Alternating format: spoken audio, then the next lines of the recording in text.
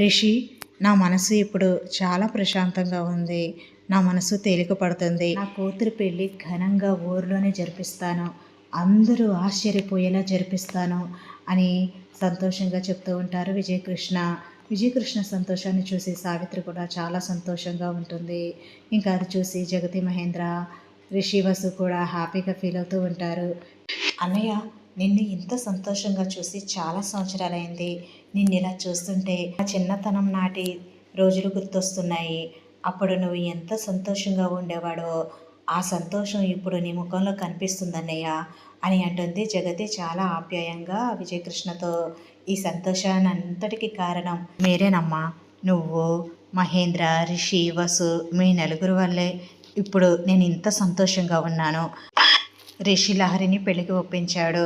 ఇప్పుడు నాకు చాలా సంతోషంగా ఉంది. సంతోషంతో పాటు టెన్షన్గా కూడా ఉంది. ఈ పెళ్లి పనులు ఎప్పుడు మొదలు పెట్టాలి, ఎలా చేయాలి అని అంటూ ఉంటాడు విజయకృష్ణ. ఏవండి, రిషి మీద పెట్టారు కదా బాధ్యత అంతా వాళ్ళే చూసుకుంటారు. మీరు అనవసరంగా టెన్షన్ తీసుకోకండి అని అంటుంది సావిత్రి. ఒక తండ్రిగా ఆడపిల్లకు పెళ్లి చేయాలంటే ఆ మాత్రం టెన్షన్ ఉంటుంది కదా, అలా టెన్షన్ పడుతున్నాను. అంతే, నా మేనలుడుగా ఇంకా అన్నీ నా మేనలుడే చూసుకుంటాడు అని చాలా హ్యాపీగా చెప్తూ ఉంటాడు విజయకృష్ణ. తర్వాత విజయకృష్ణ, సావిత్రి వాళ్ళూరు బయలుదేరతారు. ఒక పక్కన ధరణికి నొప్పులు వస్తూ ఉంటాయి. శైలేంద్ర నిద్రపోతూ ఉంటాడు. ధరణి టైం చూసుకుంటుంది.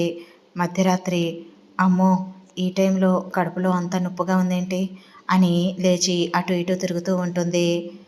ఏంటి ధరణి ఇప్పుడు లేపోవు అని అంటాడు శైలేంద్ర. ఏవండి, కడుపులో ఏంటో నొప్పిగా అనిపిస్తుందండి.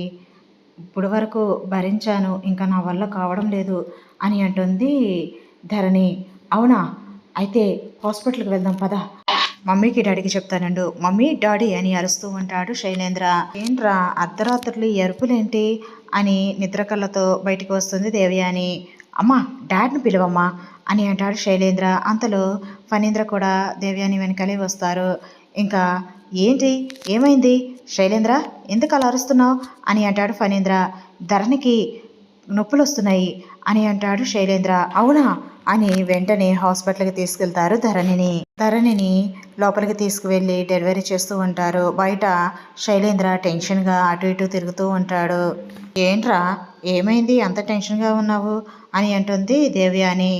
ఏం లేదమ్మా, పుట్టబోయేది ఎవరు, బావా పాప, ఎవరు అనుకుంటున్నావు అని అంటాడు శైలేంద్ర. ఇది రేపటి వీడియో ప్రోమో అండి. ఫుల్ వీడియో రేపు అప్లోడ్ చేస్తాను. వీడియో నచ్చితే లైక్ చేయండి, షేర్ చేయండి, కామెంట్ చేయండి మీ అభిప్రాయాన్ని. Thanks for watching.